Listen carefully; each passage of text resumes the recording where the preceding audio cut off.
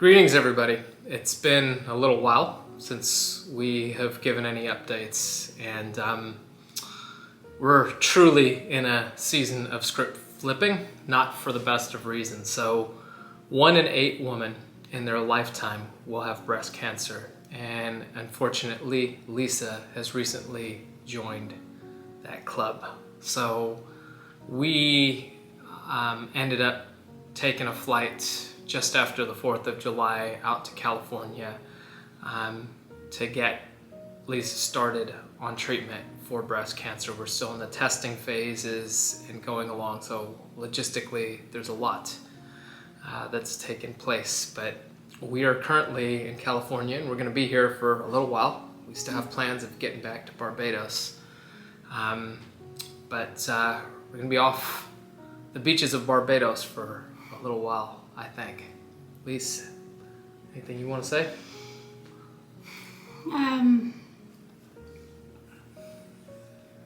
I've tried to do this a couple of times.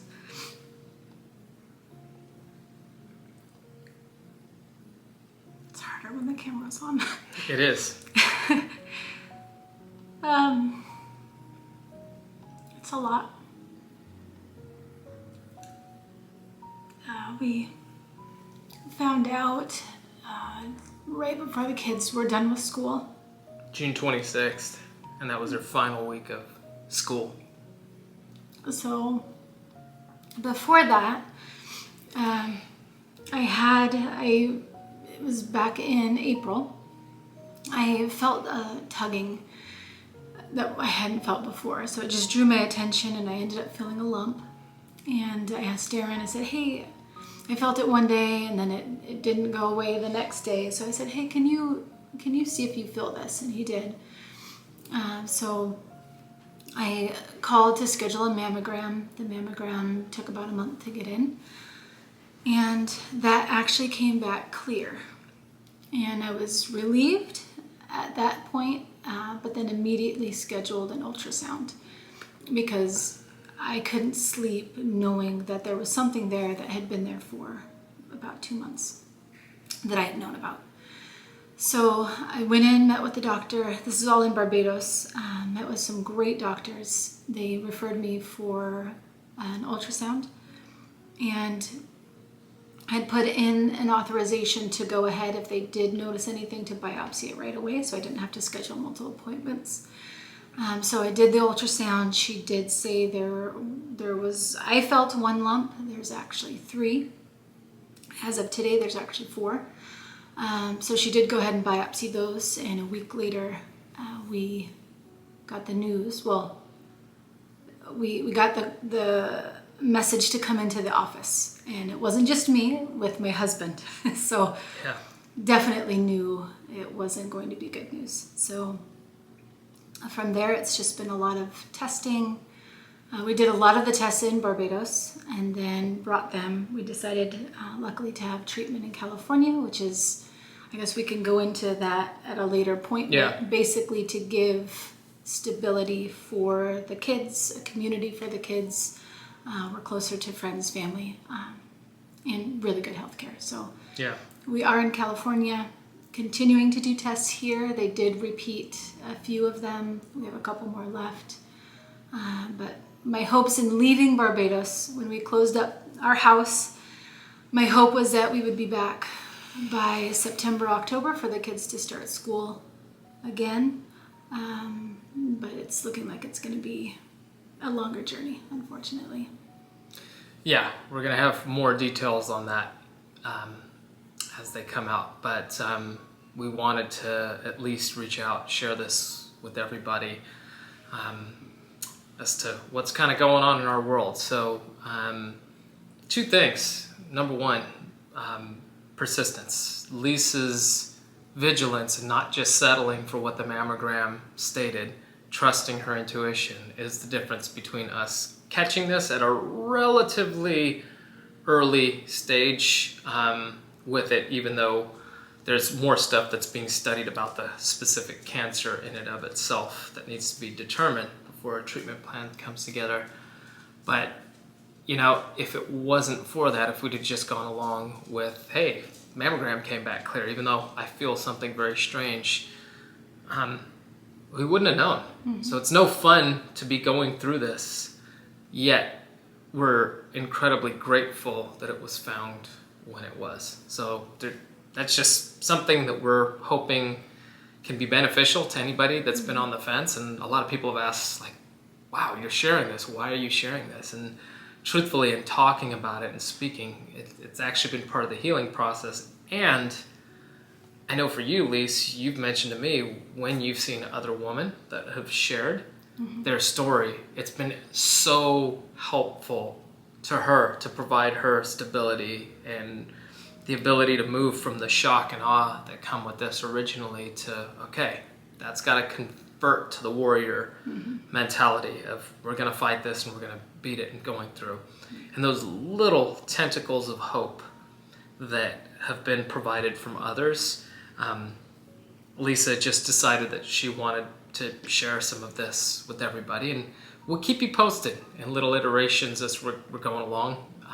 Obviously, we'll be a little changed from what we can do with vlogging and as we embark on the journey ahead. But you know, my business partner in my company, he told me early in the process, it may be rough. There may be bumps along the way. It may get really, really rocky and bumpy along the way.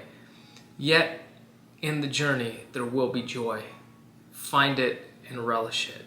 And I've been praying and meditating on that personally every day. And we've been capturing little bits of joy. Just today, driving somewhere, we were out running some errands, and we passed over an overpass, and there was a train passing by, and Preston just lit up and got so excited about the train. And Lisa and I just looked at each other and smiled, because those are the little elements. Seeing a kid's face light up like that over the little things that we would just pass by are huge. And it's been a reminder to us, not only during this season, but in our lives. Find joy in the journey. Find joy in the journey.